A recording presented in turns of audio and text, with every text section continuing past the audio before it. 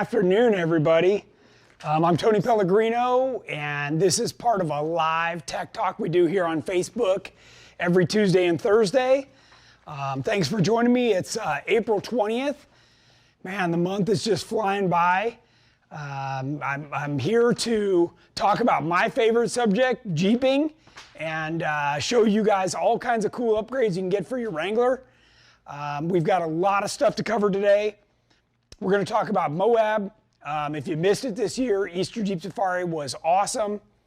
We had two brand new builds out there. My Aftershock JL and Jamie's Growler YJ made their first appearances for that event. The other notable thing was Debbie and Rocket joined me, so that was kind of fun to have them along in the JL. The other thing we're going to talk about today is I want to give you guys an update on my durability testing for the JL EXS frame and suspension. We've gotten a lot of miles on it now, and I want to talk about some of the upgrades on that. And then if we have time, I'm hoping we can get to talk about the overland trip that Alex and I did through Death Valley.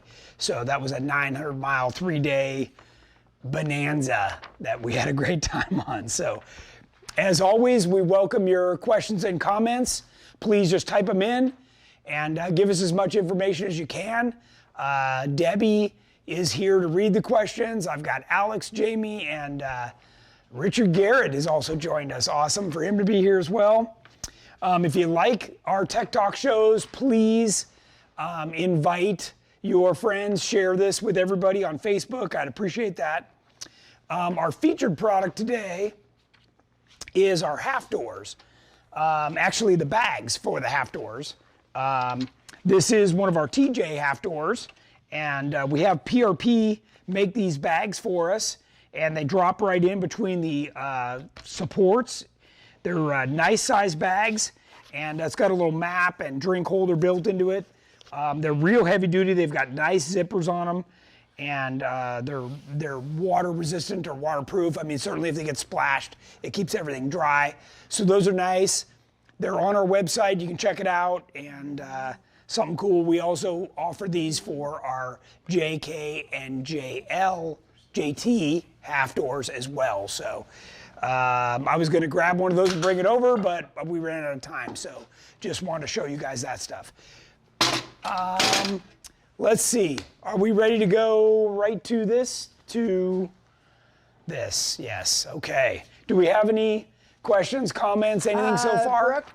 Brooke Stearns, any gear for a JKU clothing-wise? We have a family of 5 with 3 kids, 2, 8, and 11. Well, we do have all kinds of stuff on the website. Everything from neck buffs to gloves, hats. We've got beanies, women's stuff, sweatshirts. This is one of mine and Kelly's favorites. It's a nice lightweight summer shirt to keep the sun off your, beating on your arms all day long. This is one of our newest ones here. The one that I'm wearing today is from 2016 Jeepers Jamboree. So this is an older shirt that we don't sell anymore.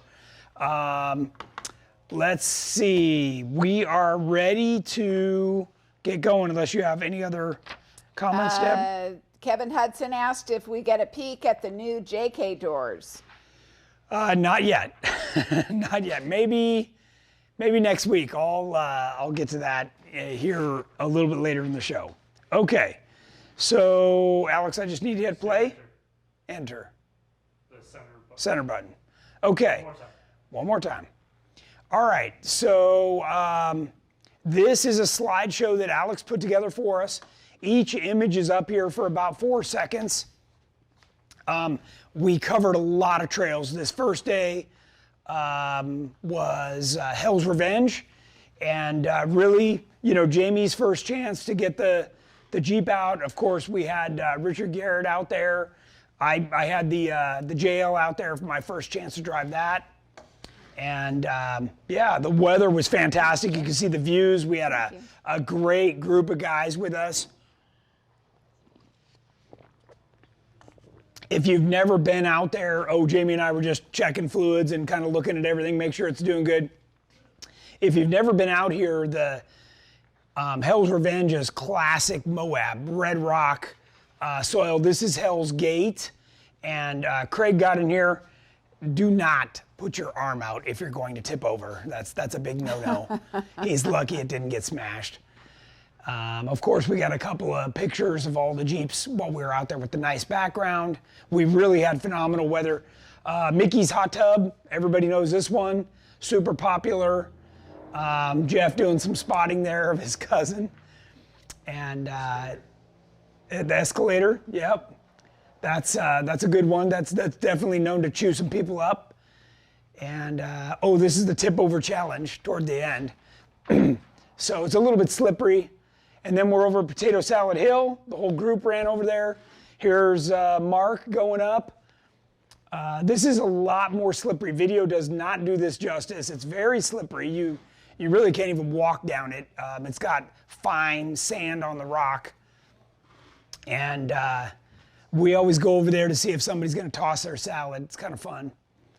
And this is Luke, his son, Mark's son. Also just finished the build, first time driving it. He did a little bit different. He did some junkyard axles. He's got a 60 and a 14 bolt. Otherwise, all of our stuff.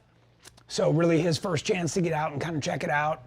And you can see he's running some of those tires that we ran before, some of the old Yokohamas. So it seemed to work pretty good for him. And he was being cautious. Again, this is our first day, so nobody was getting too wild out here. He's got I think there's an LS in that one too. It had some kind of V8 in it. No, he's got the stock. Sure. 4-cylinder? Really? No, a 4-liter, 6-cylinder? Yeah. I don't remember, yeah. Of course, Jeff, this is his first chance out there running his V8 conversion, so that was cool. He went for a little bit more challenging line, and Jeff and Kelly have this thing going where, Kelly wants to show Jeff up, so Kelly's gonna pop into the picture here in just a second because he wanted to race Jeff, I guess. So you'll see Kelly here. Jeff commented Luke has a stock 4.0. Oh, he does, okay, good. Luke did really good. Did really good. Corey Lone Wolf Picard commented, I want to do that hot tub so bad, but never been out there before. So not sure about it. So what's sketchy about potato salad is if your vehicle turns, you get almost zero warning and you're rolling to the bottom. So Kelly stopped at the right point and then relined up and gets another crack at this and, makes it without any issue. Dave Cundy, can you comment about pulling cable on Widowmaker? It's coming. Okay. It's coming, yeah, so I'll talk about that. So this was the new Jeep and new suspension going up, potato salad, nice side view. And you'll notice the belly clearance is just perfect to make it over. That was really cool. Are you zoomed in right now? Yeah, okay, cool. Jamie's first chance at getting up here. So that was cool too. That nice long wheelbase on the Growler YJ seems pretty stable. He was quite surprised how easy that was. Kind of the whole, what's the big deal? Okay, so next day was Pritchett. I gave the JL to Debbie and she took it into town and I grabbed the Terremoto and we went out to have some fun on Pritchett. This is Richard coming up Chewy, otherwise known as the Gatekeeper. You make or break or roll on this. You're gonna see somebody broken here toward the end. This is me negotiating a little further up on Chewy toward the top. This is certainly more off camber than it looks.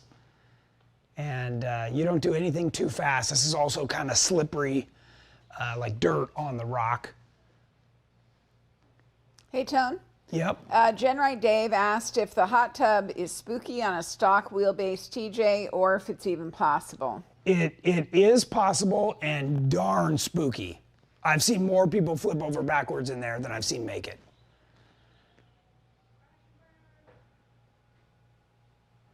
A lot of it is, a lot of this stuff, you just kind of got to go for it. You know, there's not a lot of crawling, and the guys that try and crawl it are the ones that end up flipping over. Fine balance there. There is a fine balance. Yeah. Oh, this I noticed. You could see the regular axle scraping on the rock that the rest of us with the Curries just cruised over the top. And Jamie, if you want to come over here and add some commentary, please feel free.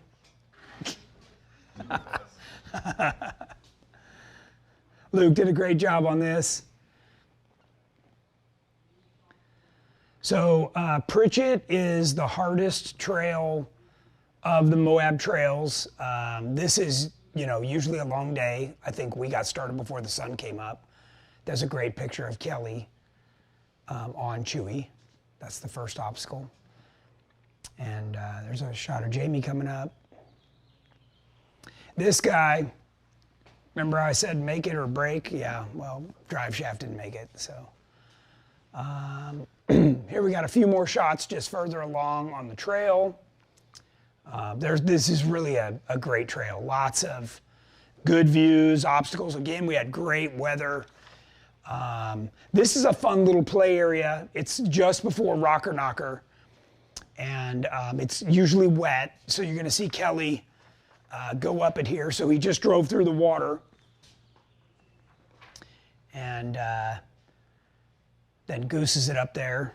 You kind of got to get lined up straight, and then just go. Jeff executed that excellently. That was awesome. This guy, here's aftermarket steering for you. Didn't make it too far. Not GenRight, no. All of the vehicles with our steering made it through there just fine. And this is me on Rocker Knocker on the straight up line. That was about as smooth as I could do it. That was really smooth. I by doing that, I sucked a bunch of other people into going up. Even Jamie was like, man, that looked easy. So Jeff's gonna do the same thing with a little more rock bouncer-ish.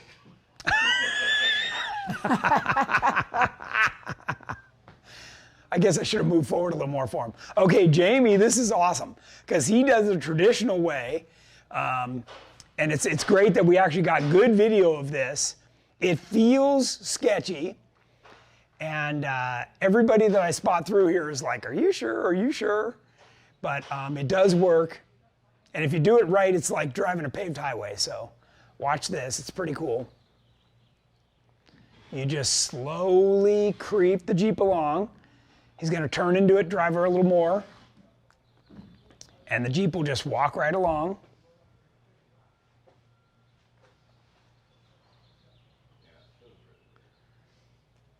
And the front end's gonna climb up. This is where it gets a little worse. You just watching this video, I can tell my tire pressure was in. So down in this hole, you gotta be careful that you don't lock that front tire in there. So I'm gonna have them straighten it, let the sidewall climb. You'll see it'll climb right up. And then you just turn a little driver and it walks right over that crack, just like he's on a paved highway. That was perfect, textbook right there. Tony, John Miller is curious if Terremoto is a little jealous of Aftershock's attention. Probably. It felt good to be back in Terremoto. I like the way it feels. I'm just so used to it, you know. Aftershock actually did a good job. Oh, I should note, right after that picture, that guy in the side-by-side tumbled to the bottom. This is, I don't remember the name of this obstacle, do you? Does anybody? Is that axle hill? That's axle hill. Oh, yeah. So, yeah, that's a good one. And it's very tricky to get over that. Ken did a great job. He was really driving like a champ this whole week. He's from Missouri and doing a great job. Those Mickey Thompson tires were serving him well. This is another view. It's very slippery down there, and you can see I'm trying to guide people up there. Can you take a couple off-topic questions, Sure. Tom? Yeah, we'll just let Brian everybody watch. Annis asked if we drop ship half doors or do we keep them in stock for the JKU? So the JK have just gone to production. So unless we have some of the old Savvies because we were reselling the Savvies, unless we have some of those in stock, the next ones that ship will be our half doors, and they'll be the thicker material, just like the JL. And we keep them in stock. And we would keep Yes. those in stock. Yeah, Yes. you can pre-order them right now. The sales guys are stacking those in right now. Okay. This is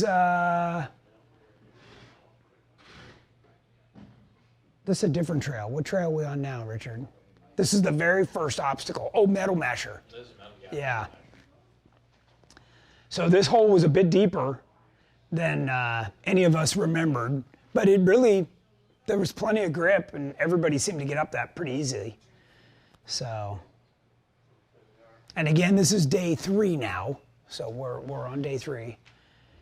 And if you've never been on this, now we're headed out, into the middle of nowhere. Here's the JL cruising along. Those nice big 3.0 IBPs. Lots of ground clearance.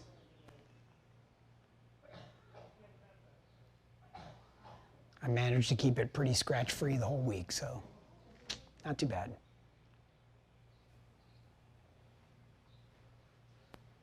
Another off-topic question. Sure.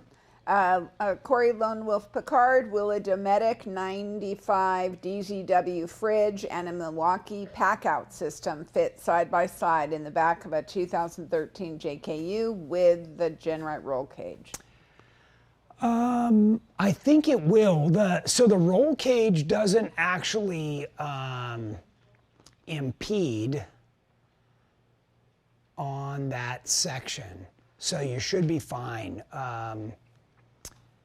And I have the ARB version of that fridge, and I've got different crates that I'm going to talk about. I was hoping to have them here today, but they didn't make it. So, but I've got a new system of storage containers, and I'm going to show those in one of my next tech talks as well. But yeah, he's thinking the right way, because that's exactly how I'm doing it. Okay. That's a cool picture, looking back down the trail. And Craig's son got to drive a little bit. That was kind of cool. And we obviously gathered up. Oh, I was getting my burritos off the manifold. Okay, now we're at Widowmaker. So this is a good obstacle. Now we're going to talk about, he wanted to talk about the winching. So I don't think this has the video, but I was able to get to that point and stopped, and then just easily winched from there. It's the a little bit of it really takes a pretty good commitment, kind of like running backdoor to get up this. As you'll see, Jeff here, rock bouncer again.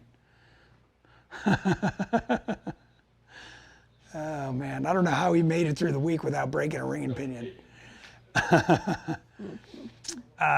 Okay, so this is the trifecta trail, right? So this is Poison Spider Mesa, Golden Spike, and Gold Bar Rim. And we also did Where Eagles Dare. Oh yeah, that's right. We threw in Where Eagles Dare on there.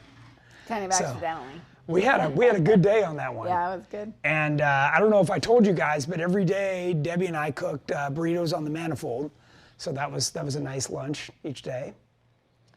So yeah, the JL with the EXS worked out great. It really just worked perfect. Can you explain just a couple of sentences exactly what you did to the JL as far as how it was built?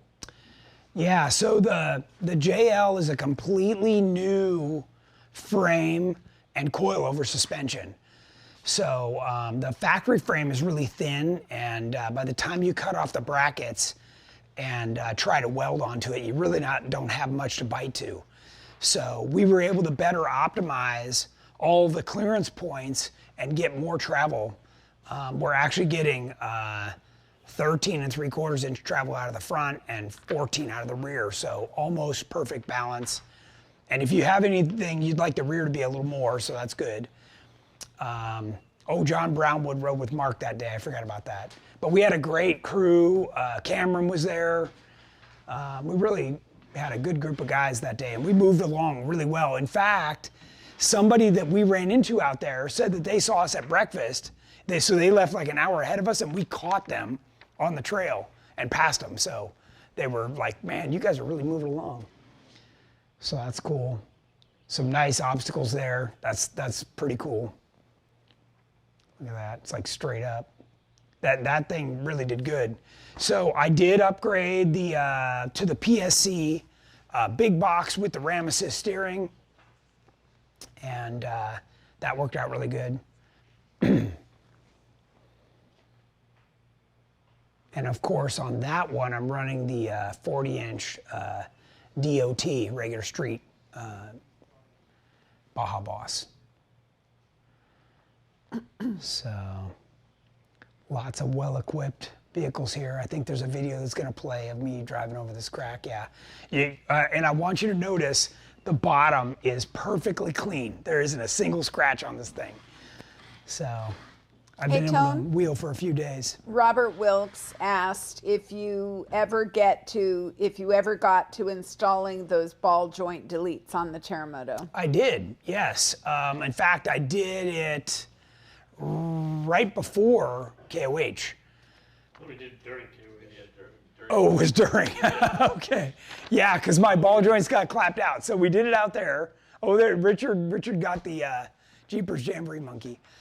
Yes, and they've been working great. I also mistakenly went a little too fast on the race course, the infield race course, and kind of launched the Terremoto off the jump, and they survived that. So I can guarantee you that unless your name is Evel Knievel, you're never going to push your Jeep that hard. So, yeah.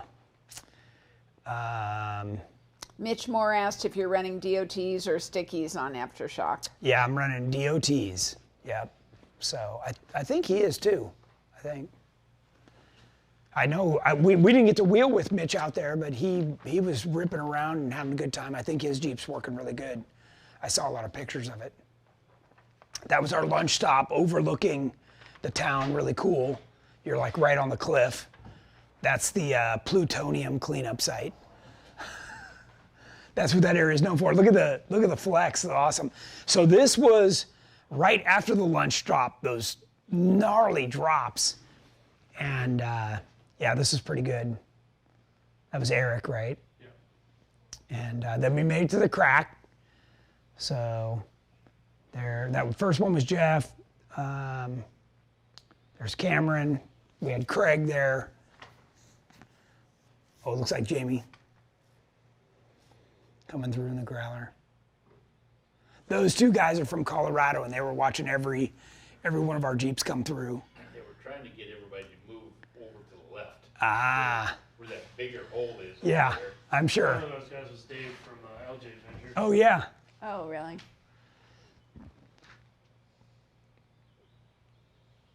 Tony Christie, Rudisell Chatfield wanted to know what your thoughts were on using ball joint deletes on a Jeep that's also a daily driver. I think it's fine. They are very tight initially. So, there's a little bit of break-in. You're going to find that you may get a little sticky or what we call memory steer when things are tight. But it's a nice upgrade. It does require some welding that's going to have to be done by a qualified welder, because you got to heat up the casting to like 600 degrees. So just keep that in mind. But as far as product goes, Tommy Dykstra's running them too. Several of our buddies are. So it's a nice upgrade. I don't remember what this one's called, but that was out toward the end. We all walked up that pretty easily. Oh, that's It's that very last waterfall. Yeah. And, Do you remember what it's called? No, that was like, it was after we got back. Oh, we didn't get anything on Eagles Dare, huh? Nobody stopped. I mean, you know, everybody just kept moving. There's Luke. Jamie, again, you can see the mountains in the background with the snow on them. It's probably the best weather I can ever remember at Eastern Jeep Safari. So, there you go, nice view. Okay, now we're on the rim trail. This is the one that makes everybody nervous. This runs right along the cliff, and you can see the river down there. This is a pretty cool trail. We usually walk right through this without any trouble. There's James, day 4 or 5 now, just cruising along.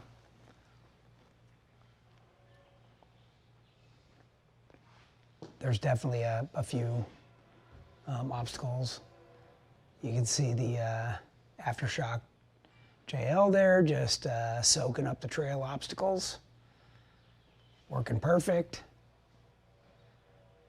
But yeah, that's a whole new frame with coilover, so a conversion of everything. We left a stock drivetrain though, so engine, tranny, and transfer case are stock. Just the upgraded Currie axles. Tony, another off-topic question. Sure. Anthony Paquette, for Overland in the JT, do you plan to design a bed system that will hold gear and a rooftop style tent? So I'm not a fan of the rooftop thing, I plan on talking about this, and we've got other pictures and stuff staged on this other screen if we can get there. But our Overland experience, so now granted, ours was, probably equivalent to, what most people would consider racing Baja, but the way that things got rattled apart, I mean, Alex's rooftop tent, like the bolts were falling out. So, That we were doing 70. yeah, on the roads. So, the higher up you have stuff, it's just leveraged and can shake. So it's just the kind of thing to think about. But I'm gonna point all that stuff out and talk to people about what that looks like and how to pack and where to keep things low. And I've even got a couple of little product things that I want to show people too. So we're getting pretty far along on this video, so then we can switch over to the Death Valley one. So We only have one more day after this, and it's just iPad. okay. So, a lot of the stuff that I wanted to show you guys here in these videos is the amount of spring and dampening control that all of these vehicles have. Even Jamie said, the vehicle never felt, sketchy, and it really gives you a lot of confidence. This is the overlook on the rim trail. Beautiful back there. Very few people go back there. And I think after this, we did the sand dunes, so that's coming. Yeah. So now we're on our way back out. Oh, there we go. Speaking of sand dunes. We had a couple of fans, Tony, ask if we could sell the GenRight door sticker like is on the blue Jeep. Yes. In fact, I think we have some. So, yeah, just call in and talk to Jeff, and if they want a certain size, they can give Jeff the measurement. They're not cheap. They're big, but yeah, we can do it. Jeff, that sand was pretty deep. Yeah. GenRight Dave asked why don't you like full hydro? You don't have any feel, so it takes away all the feel. So you can't modulate how much input you're giving. You kind of jerk the wheel and hope for the result. And the result varies on the RPM that the motor's going. So that's very, very unpredictable. And as the components wear in the steering system, it gets more slop. So even though you're going straight, you'll be turning to keep the vehicle going straight. It's It's really weird. Most people are faked out by the fact that they think it has more power, and it does not. So a steering box has a 2.5-inch to 3-inch diameter piston inside of it. Then that's assisted by another 1.75 or 2-inch ram piston on a ram assist, like I have on this. And so you actually have quite a bit more, about 50% more turning power than you do on a full hydro system. So the only reason to go to a full hydro is you're super long travel, you've pushed the front end out way too far, and it's a trailer it to the trailhead and never go over 25 miles an hour rig. So yeah, it's not even close to street legal. So don't be fooled. It's people see it on these buggies and stuff, but it's not what you want. If it was, I'd have it. So. Tony John Miller asked, for those who did not attend Easter Jeep Safari this year, if you could comment on the town vibe in relation to Jeepers. You know, the town vibe this year, there was a lot more regular tourists in town, would be my observation. And, you know, people were still kind of weirded out by COVID, so there wasn't a lot of socializing going on. There was no industry parties. There was, you know, a lot of that was really, really mellow. Down low. Yeah. So, you know, campgrounds seemed like they were pretty full. Hotels were full. Restaurants were busy. You know, there was plenty of people in town. I noticed that a lot of the restaurants were understaffed. Yeah, the restaurants They're did having not seem trouble prepared. finding employees. Yeah, yeah. So I was told that twice. Yeah. So the waits were a little bit long and stuff. We actually had very good luck on the trails. We were able to find trails that Had nobody on them. yeah, well, that we didn't at least have to wait, or the people Yeah. were nice enough to let us by. Yeah. So we got 500 miles of wheeling in just in Moab. So we got a lot done there. So that was pretty cool. Jamie took the big drop on the way down. And this is the sketchy, the cliffs right here. So if you roll it, you know, that's where everybody freaks out right here. But nice droop. You can see how the flex is all bind free and really, really nice. David Law commented, if you want a real Jeep, you need a growler. Yeah, he's into the square headlights, so. He's a YJ guy. There's not much left of that's YJ, I can tell you that. Brandon Grajada, can you run a front Dana 60 with a regular coil lift and short arms on a TJ? Sure. Yeah, it's going to require you probably fabbing up some of your own brackets. So this is behind the rocks. Oh, this is high dive, right? So the normal line is over here. I don't do that. It looks sketchy to me. So I go on the other side. Now this is the first time I've ever driven this. Normally in the Terremoto, I can just like boop, boop, boop, boop, right down there, no problem. This is really sketchy too, because you've got all your weight. Yeah, and you can see the rear end sliding. Yeah. And it's kind of sliding sideways. Yeah. And down. So Richard's standing there spotting me, and he does not have a look of confidence on his face either. I'm reading that as I'm going down. Like watching the tires, they would hit and then slide a little bit. Yeah. They just like slide sideways. It looks like I could have aired down some. I don't know. It looks like I've got a lot of tire pressure there. This was this was the first day we had the half doors on, I think. So we were out to have some fun. That right there, I think if you'd have had the hard top on, That would have been it, huh? that would have been it. Yeah. Because that whole left rear tire come off the ground 6 inches. Yeah. Now it looks like maybe I could have been over a little bit. I was pretty close to you on that wall. Yeah, you were staying right on the like On the what would be the line, yeah. Yeah, you were So. right there.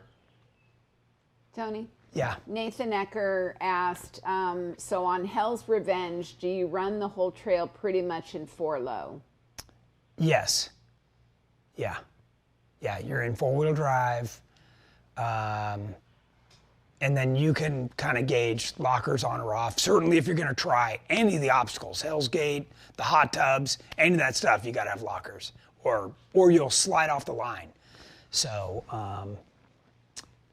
yeah. And then this has a little drop right here that's kind of like backdoor. So you just kind of go with it. Marked out Dossie asked if he'll see you on Thursday. Definitely. I come in tomorrow. Yep.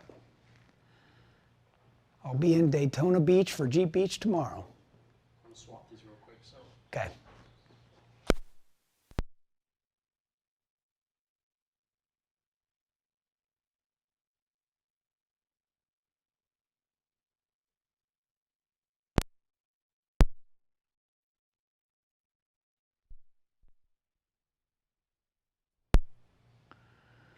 All right, so here's the sketchy way.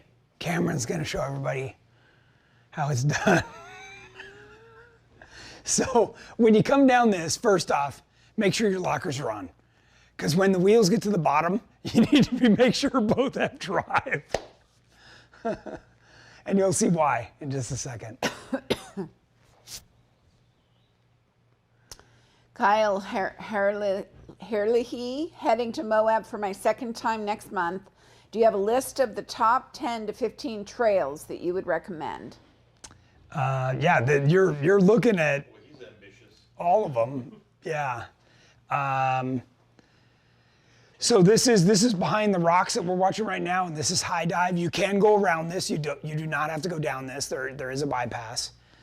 What are your favorite trails? But Hell's Revenge. We did Pritchett, the Rim, Poison Spider, Gold Bar Mesa, Golden Spike, Eagles Dare, Behind the rocks. Behind the Rocks, and I'm missing one. Oh, no, we already said the Rim.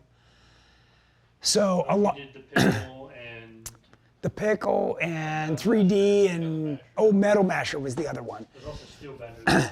And Steel Bender, and then a lot of people like to do Top of the World, but that's like a 100-mile round trip. Long so trip. for the one picture.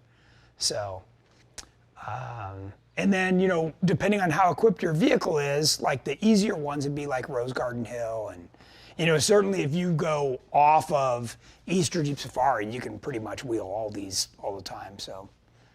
GenRight Dave asked who was the photographer for the trip, and that would be our beloved Alex Hoover, Alex, yep. the cameraman. Yeah. This gentleman was from Delaware, so he traveled a long way to get there. And that Jeep was built by another acquaintance of mine out in Arizona. So the guy following my lead, really tried to keep it light. And there you go. There's that. This is another angle, where you see that rear end get light. So always gets really light here. does it? Is he next? Did you get me? Tony, GenRight Dave asked if Aftershock still has stock seats. Aftershock does still have stock seats. So changing the seats in the JL is a completely different animal because they're tied into the airbag system, right? That's much more complicated. And we have the factory leather seats, but they've got seat heaters and all that stuff in them. But yeah, coming back and forth from the Terremoto that has 5-point harnesses and deep seats. So yeah, the Aftershock is just it's a different vehicle altogether, but very capable. I mean, all week it went up everything we pointed it at, so it was doing really good. Oh boy. That's about as far as you go without actually dumping it. Nice job, Kel. Hopefully he's watching. Is Kelly on there? He is. He is. He sure is. Yeah. Ask him if he's packing for Jeep Beach. He's not. All right, so we made it to the lunch stop. Oh, and then we played on the dunes. So Aftershock did a great job on that.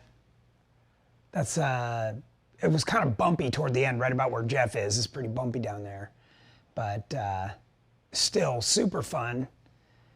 And we ripped around there for a little while. And oh, there we go. That's our gentleman from Florida. There's Craig Colbert.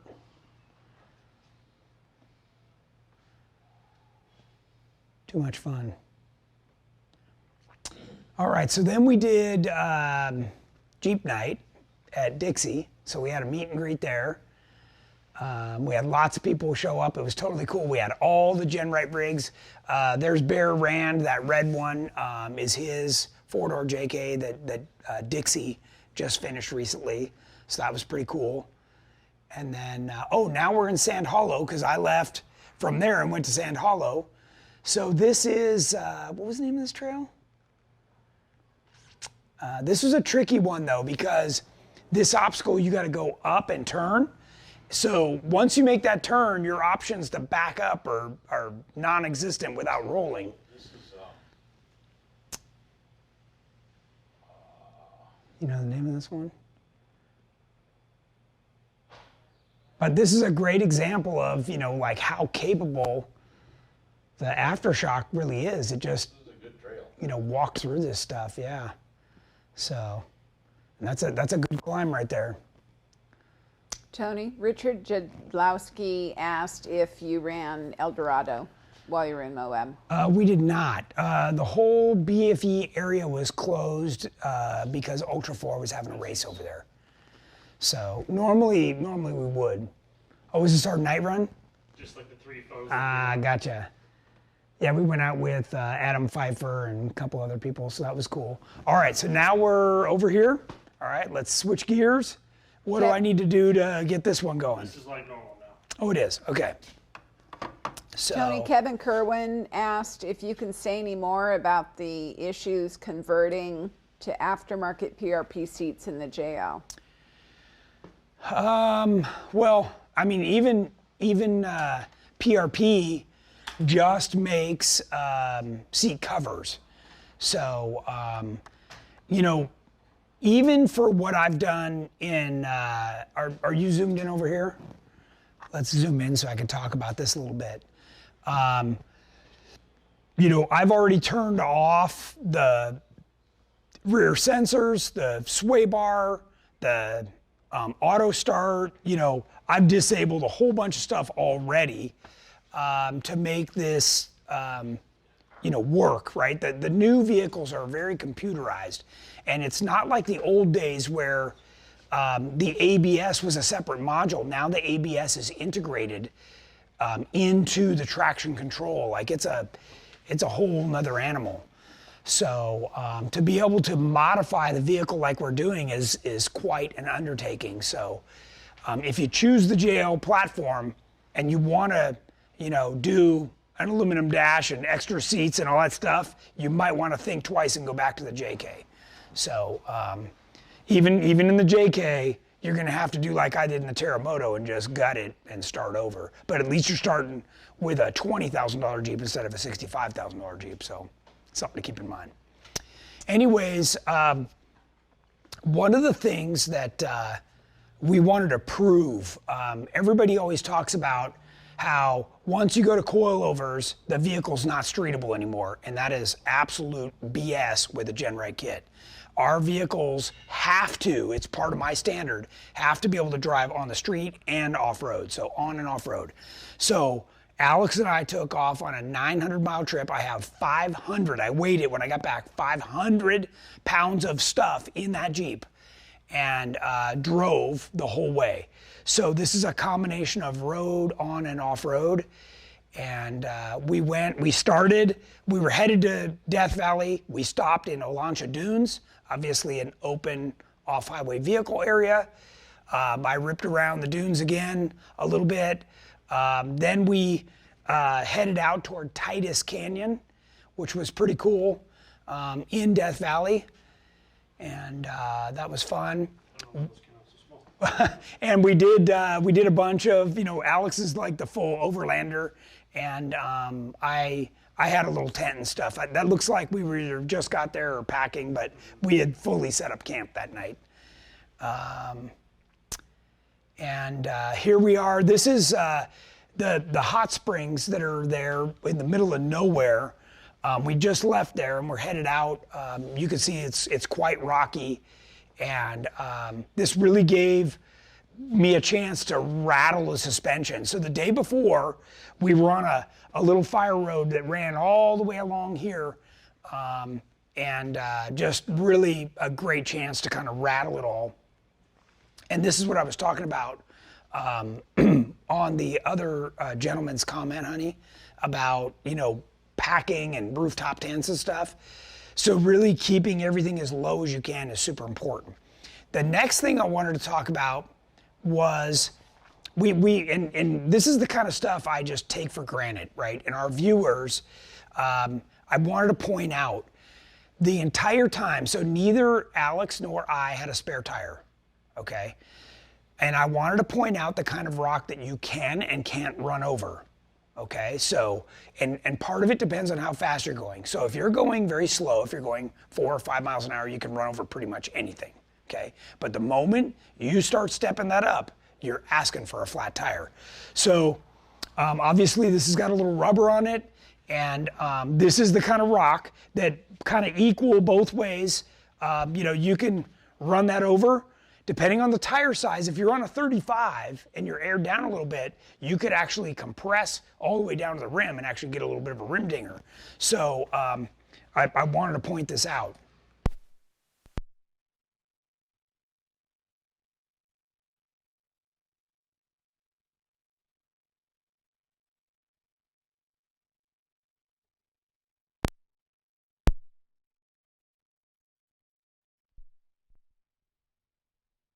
Coming this way, no problem. Run right over the rock as fast as you want.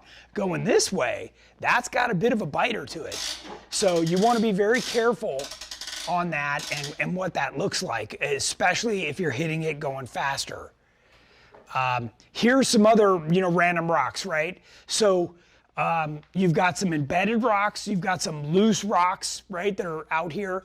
And this is one of those things where you got to be careful about what you're focusing on, right? Because if you're focused on this one, maybe one of these other ones is going to get you.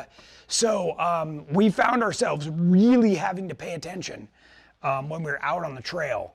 So you've got to know the kind of rock that you can and can't run over. And a lot of that just comes with experience.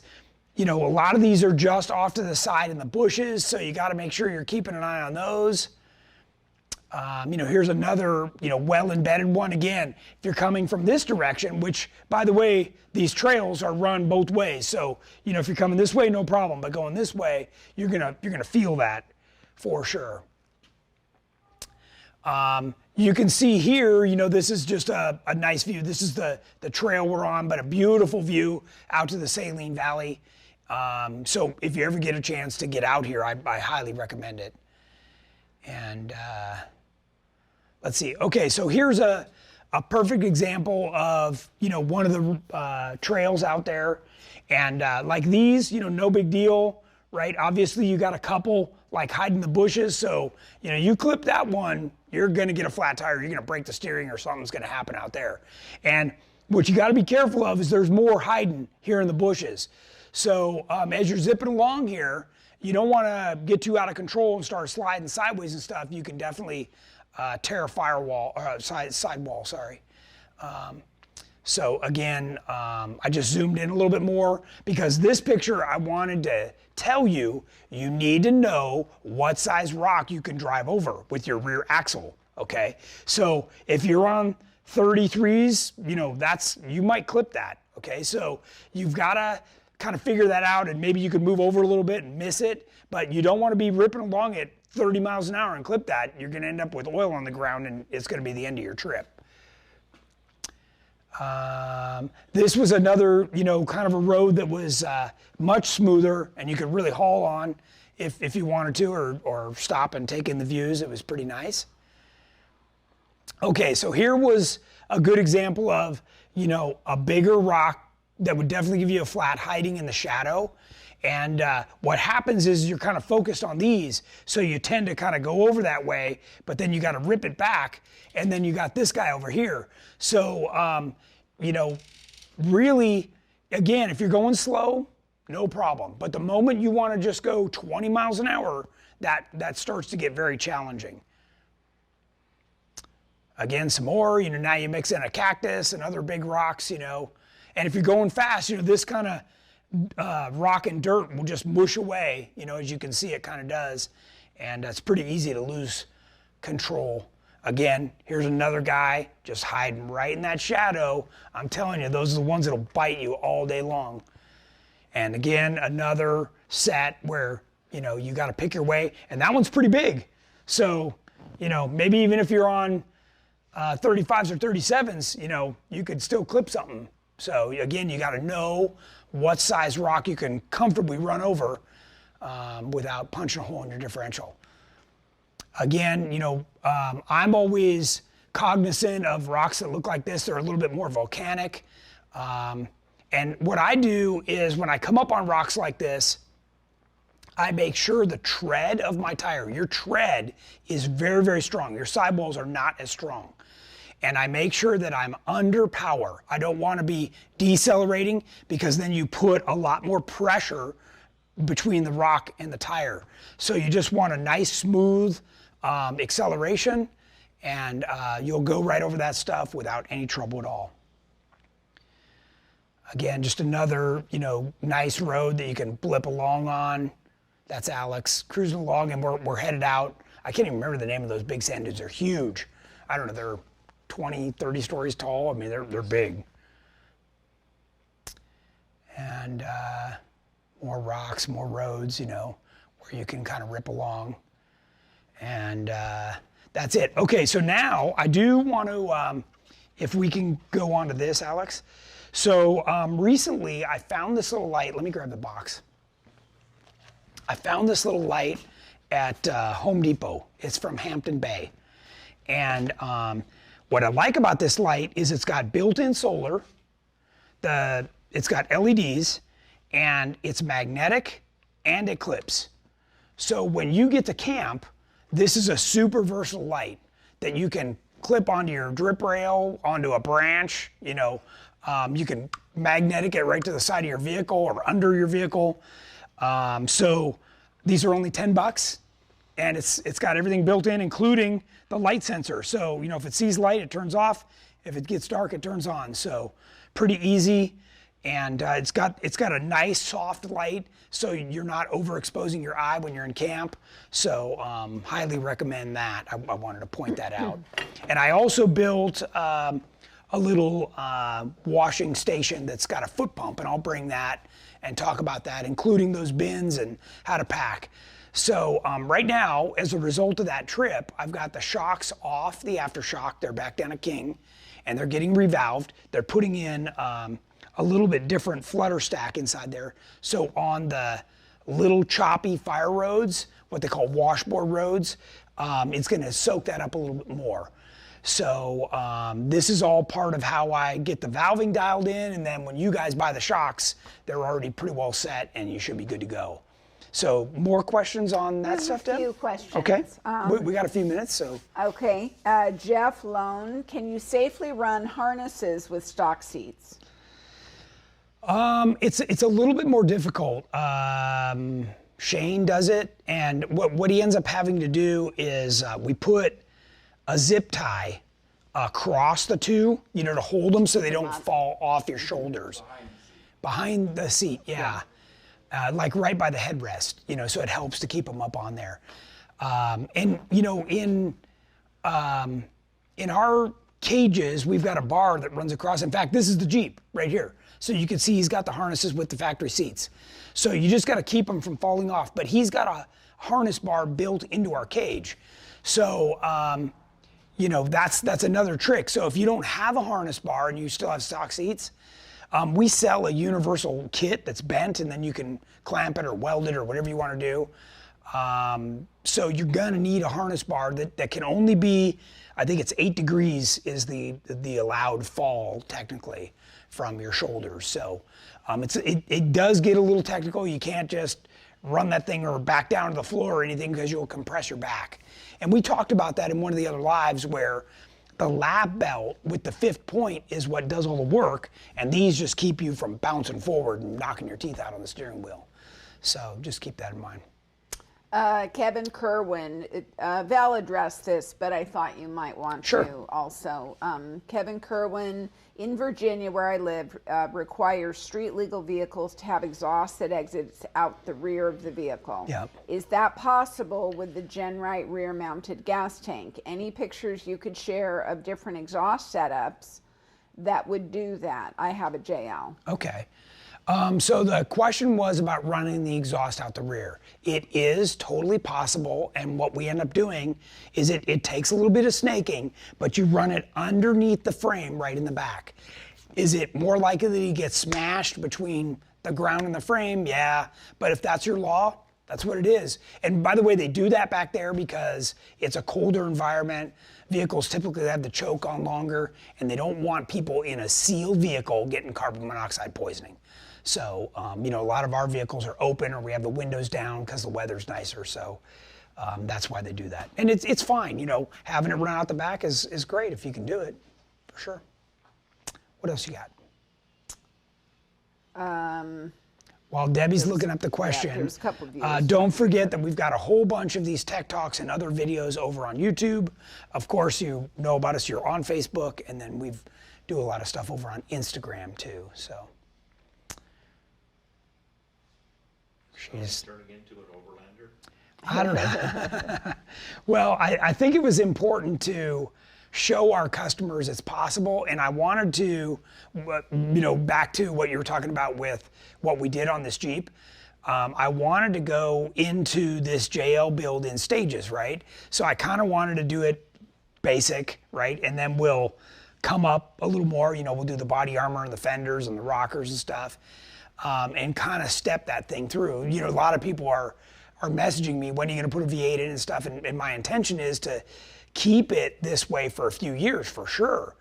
And really make sure that everybody who's got a JL can do these upgrades and kind of afford it as they can, and realize that it is drivable. So, by the way, other than the fact that it's got the shocks pulled off of it right now, it's my daily driver. So, that's the way I'm going to do it for now. I'm just trying to put a lot of miles on it and see what we encounter and basically make sure it's as dialed in as we can get it before we start delivering it to customers. What else you got, Hunter? Or Jamie, do you see anything over there? Brooke Stearns was asking if there's going to be more overlanding discussion on Thursday. So, probably not on Thursday. I will be coming to you live from Daytona Beach. I'll be at Jeep Beach. So we're going to be showing you a bunch of what's going on back there and the vehicles. I'm joining Bruiser Conversions, who does the V8, LS V8 conversions. I'll be driving one of his V8 converted Jeeps back there, and he's got a couple brand new ones.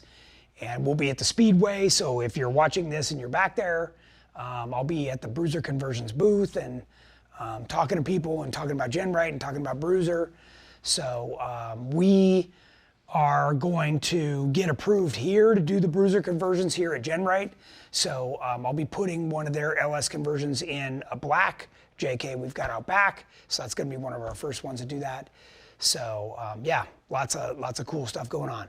So then the next Tuesday would be my first opportunity to talk about. And we're not going to have a guest next Tuesday. We are not. Okay. So that would be, I don't even know what the date is on that. I think it's 27th.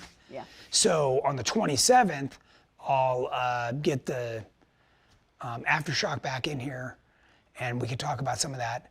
And James, I think you were going to talk about the Growler on the 27th also, right?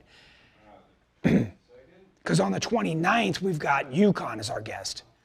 So, Sure. yeah, sure. We've actually got the Growler right here in the studio with us now. Wait, how's that gonna work though? 29th or 27th. 27th. Yeah, that's Oh, next. after you're back. Yeah. A week from today. So, and your shocks will be back too. So, yeah. Stephen Horsch asked if there's any more information on the TJ-LJ 115 kit. There is. I saw the sheet metal stuff show up. My engineer guys were asking me what we could test fit it in, so we've got to cut something apart and fit it in there. So I would imagine we'll be doing that next week when I get back. Bow tie. Yeah, well, we talked about bow tie. We talked about all kinds of stuff, but isn't bow tie under the knife right now? Yeah. So we've all of our vehicles. Actually, the one that's not ripped apart is the Terremoto. Well, both times running. It's running. Okay. So, yeah, we got a lot of good stuff going on. It's great. We're fine tuning everything. We've actually got a trip planned to go out to the Hammers here pretty soon. I've got another overland trip planned. So we've got a bunch of stuff going on. And if you're interested in joining us for any of that stuff, get a hold of Jeff Perkins. He's got the schedule, and he can kind of screen you and make sure you're ready to keep up. So. I'm driving Growler to Hammers. Yeah, if you haven't heard, Richard chewed up a ring and pinion. So it kind of wasn't his fault, but you know, bolts fell out and got mixed in there. I think it was time's fault. Yeah, time. Yeah. Maybe we got to talk him into putting a big magnet in there and collecting loose parts. Pat Whitney asked, were you running the MT Boss out there, and how do you feel they performed as rock tires? Out where? At Death Valley or Moab? Actually, I ran the DOTs in both, right? I ran them in Moab and my Death Valley Overland Trip. And they did great. I'm super happy. Like I said, we ran without a flat tire, so I was putting a lot of faith in that. And yeah, we didn't even have a spare, so. Well, a lot of us were in the DOTs in Moab. Yeah, so, yeah. I mean, Jamie's already been on me for stickies, but I'm like, why? It's fine, so. Nobody had any tire issues. No, yeah, so it's great. And with all those vehicles and nobody to have any tire issues is pretty good. Brandon Greyhata, are there any Gladiator lift kits in the works? So we will offer the EXS for the Gladiator. That is to come at some point in the fairly near future. You know, when it comes to the engineering side, for us to get products like that to market, even the EXS right now, you know, we're in the process of refining things and writing instructions, and you know, it's a huge undertaking. So we've got to finish that. I've got to get the roll cages done for the JL. The corner guards for the JL, and then I can get on to the JT stuff. So we just finished the JT rear inner fender wells. Those just did finish. I don't know if they made it up to the website yet. Yeah, so.